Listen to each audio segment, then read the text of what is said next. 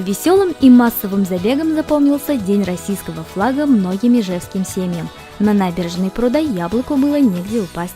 Тысячи участников спортивных семей отнеслись к мероприятию со всей серьезностью. Заранее готовились, тренировались.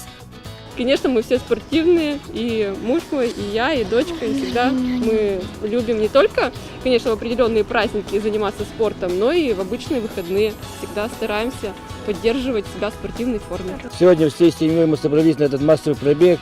Погода прекрасная, я думаю, что участников будет много. И приятно, что в нашем городе Ижевске столько спортсменов, столько любителей бега. Удмуртия территория спорта однозначно. Мы самые спортивные, самые сильные, самые ловкие. Не только спортивные и ловкие семьи населяют Ижевск. Столица Удмуртии – место, где живут настоящие патриоты России. Я люблю Россию. Флаг России – это виктория, это победа. Это вообще, знаете, это гордость. Стану военным и буду защищать страну.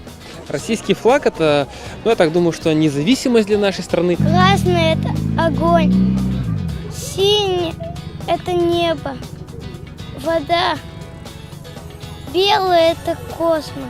Мне нравится то, что наша страна реально огромная, то есть мы занимаем огромную часть нашей планеты, и, наверное, это сказывается нашим величием. Вот. Я люблю Россию. Дистанцию в 1000 метров нужно было осилить участникам массового забега. Юных спортсменов большая цифра нисколько не напугала. Разве может быть страшно, когда рядом с тобой самые близкие и родные люди?